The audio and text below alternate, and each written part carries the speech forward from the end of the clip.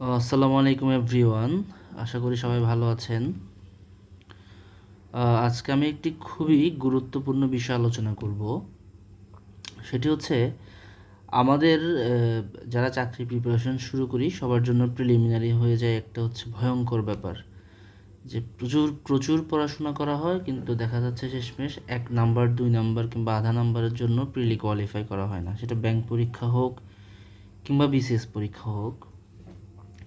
তো আমার অভিজ্ঞতার ঝুলি থেকে মোটামুটি 80% প্রিলি কোয়ালিফাই করার অভিজ্ঞতা থেকে আমি বলতে পারি যে কেউ যদি শুধুমাত্র জব সলিউশনটা স্ট্র্যাটেজিক ওয়েতে পড়তে পারে তাহলে সে অনায়াসেই যে কোনো প্রিলিমিনারি কোয়ালিফাই করবে। আমি আবারও বলছি, জব সলিউশনটা যদি কেউ ভালো করে পড়তে পারে সে অনায়াসেই যে কোনো প্রিলিমিনারি কোয়ালিফাই করবে। বাজারের হাবি যাবি 120টা বই পড়ার কোনো প্রয়োজন নেই। তো আজকে আমি দেখাবো কীভাবে জব সলিউশনটা পড়লে আসলে আপনি প্রিলি কোয়ালিফাই করার যোগ্যতা অর্জন করবেন। প্রথমে দেখাচ্ছি, আমি এখানে জাস্ট র্যান্ডম আপনাদের দেখানোর সুবিধার্থে আমি একটা জব সলিউশন বই নিলাম, যেটা আমি একসময় পড়েছি। এখন আসলে পড়ার সুযোগ হয় না, যেহেতু চাকরি বাকরির জন্য সময় হয় না। তারপর হচ্ছে চিন্তা করলাম যে অনেকে আসলে জানে না কিভাবে সিস্টেমেটিক ওয়েতে পড়লে সহজে প্রিলিমিনারিটা কোয়ালিফাই করা যায়। অনেকে দেখি বাজারের হরদম পিডিএফ থেকে শুরু করে অনলাইনের পিডিএফ থেকে শুরু করে বাজারের সব ধরনের বই কিনে ফেলে, কিন্তু দেখা যায় আলটিমেট কোনো রেজাল্ট আসে না। তো প্রথমে আমি দেখাই যে আমি একটা প্রশ্ন নিলাম, নেওয়ার পর প্রথমে আমি বাংলা অংশটাই দেখাচ্ছি যে কীভাবে পড়লে আসলে আপনি প্রিলিমিনারির জন্য নলেজটা অর্জন করবেন এবং আপনার প্রশ্ন মোটামুটি আপনি কমন পাবেন। কারণ বাংলাদেশে আসলে আহামরি কোনো এমন কোনো প্রশ্ন হয় না ইন্ডিয়ার মতো যে যেখানে আসলে হিউজ নলেজ লাগবে যেটা কোয়ালিফাই করতে হইলে। বাংলাদেশে গতানুগতিক গদবাঁধা কিছু প্রশ্ন প্রতিটা পরীক্ষায় প্রতিটা সময়েই আসে। হুবহু প্রশ্ন না আসলে একই টপিক থেকেই আসে, একই টপিক থেকে না আসলেও কাছাকাছি টপিক থেকে আসে। এটা হচ্ছে মূল থিওরি প্রিলি কোয়ালিফাই করার। তো প্রথমে দেখাই যে প্রথম প্রশ্নটা আপনারা দেখুন যে আমি এটা কীভাবে পড়ছি। আমি যে ক্রিয়াপদের সাথে সম্বন্ধযুক্ত পদকে কি বলে, এটা একটা প্রশ্ন। অর্থাৎ এই প্রশ্নটা 2022 বাংলাদেশ ব্যাংকের অ্যাসিস্ট্যান্ট ডিরেক্টর পরীক্ষায় আসছে। এখন দেখেন, এই যে ক্রিয়াপদের সাথে সম্বন্ধযুক্ত পদকে বলে কারক। আচ্ছা, আমি একটু উত্তরটা দাগালাম। তাহলে আমি একটা জিনিস শিখে ফেললাম যে ক্রিয়াপদের সাথে সম্বন্ধযুক্ত যে পদটা থাকে তাকে বলা হয় কারক। এবার আমি কিভাবে একটা প্রশ্ন থেকে 4টা প্রশ্ন শিখে ফেলবো। এবার আমি খুঁজবো সমাস কাকে বলে। গ নাম্বার অপশন, ধাতু কি, সন্ধি কি। মানে একটা প্রশ্নের উত্তরের সাথে আমি 4টা প্রশ্নের উত্তর শিখে ফেলবো পাশাপাশি। কীভাবে শিখবো? যদি ব্যাখ্যায় থাকে তো ভালো, অনেক সময় বিভিন্ন বইয়ের ব্যাখ্যায় বাকি 2টা অপশনের উত্তরও দেওয়া থাকে, যে সমাস কাকে বলে, ধাতু কি, সন্ধি কি। যেমন এখানে দেওয়া নেই, হ্যাঁ, এখানে দেওয়া নেই। তো এখানে কী করবেন, এই যে ছোট্ট একটা এরকম ছোট্ট একটা ডায়েরি বলেন, প্যাড বলেন, যে যেটাই বলেন, একটা নিয়ে ফেলবেন। নিয়ে ফেলার পরে বিভিন্ন টপিক আকারে এখানে লিখবেন। হ্যাঁ, যেমন একটা টপিক হতে পারে যে ব্যাকরণ, যেমন আপনি একটা টপিক দিতে পারেন, ব্যাকরণ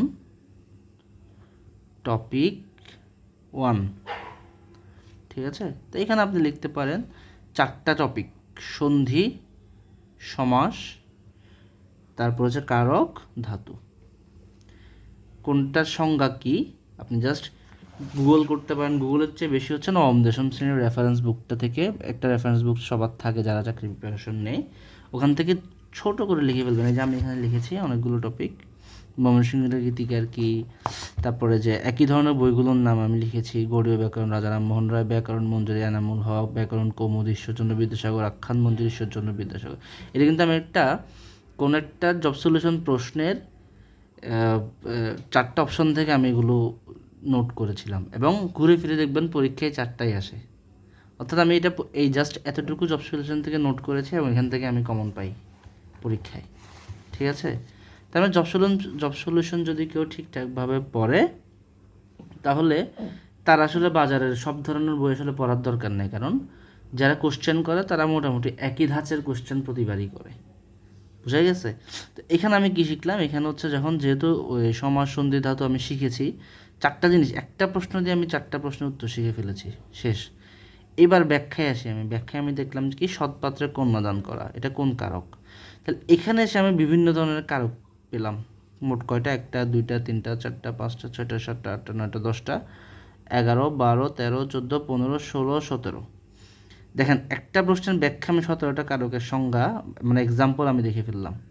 দেখে ফেলার পরে এবার চিন্তা করলাম যে আসলে কীভাবে আমি এটা আনসারগুলো করব, যে কোন কারক কীভাবে হয়। আমি জাস্ট এই নবম দশম শ্রেণীর বই থেকে, বইটা আমার সামনে নেই এই মুহূর্তে, আমি নাহলে দেখাতে পারতাম, বইটা উল্টে আমি কারক টপিকে গেলাম। টপিকে যাওয়ার পরে দেখলাম যে সম্প্রদান কারকে সপ্তমী, এটা সৎপাত্রে কন্যাদান করো, সম্প্রদান কারণে কারকে সপ্তমী। এখন আমি ধরেন আমি জানি না যে সম্প্রদান কারক কী, আমি নবম দশম শ্রেণীর বইটা বের করে প্রত্যেকটা কারকের কি পড়ে ফেললাম, সংজ্ঞা এবং উদাহরণগুলো পড়ে ফেললাম। প্রত্যেকে আমি দেখলাম যে সম্প্রদান কারক যে মানে কোনো ধরনের দাবি না রেখে ছেড়ে দেওয়াটাকে সম্প্রদান কারক বলে, শিখে ফেললাম আমি। এই উদাহরণটাও শিখলাম আমি, ওখান থেকে উদাহরণগুলো দেখে ফেললাম। এরপরে এ দেহে প্রাণ নেই, এ দেহে প্রাণ নেই, তো শিখলাম যে কোথায় প্রাণ নেই, কোথায় দিয়ে যদি আমি প্রশ্ন করি বাক্যকে তাহলে এটা হবে অধিকরণ কারক। ঠিক আছে। তারপরে দেখেন বাগানে কুসুমকলি সকলে ফুটিল, কোথায় ফুটিল? বাগানে, বাগানেটা হচ্ছে অধিকরণ কারক। শিখে ফেললাম। তার মানে আমি একটা প্রশ্নে যদি আমি একটু 10টা মিনিট সময় দিই এবং 2-1টা রেফারেন্স বুক এবং নোট সাথে রাখি, এই টপিকটা আমার এমনভাবে শেখা হলো যে আমি 5 বছর পরেও যদি কোনো প্রিলিমিনারিতে বসি, আমার এই প্রশ্নটা কখনোই এই টপিক থেকে প্রশ্ন আসলে ওই টপিকটা আমার কখনোই মিস যাবে না। এভাবে হচ্ছে প্রিলিমিনারির জন্য পড়াশোনা করতে হয়, এবং এভাবে যদি কেউ 3টা মাস লেখাপড়া করে সে বাংলাদেশের কোনো প্রিলিমিনারি ফেল করবে না, এটা কনফার্ম। তো আজকে এই পর্যন্তই। এরপরে বাকি বিস্তারিত কীভাবে কখন পড়বেন, কী নোট করবেন, কোন টপিক কীভাবে পড়তে হয়, এগুলো নিয়ে আমি পরবর্তীতে ভিডিও নিয়ে আসবো। ধন্যবাদ।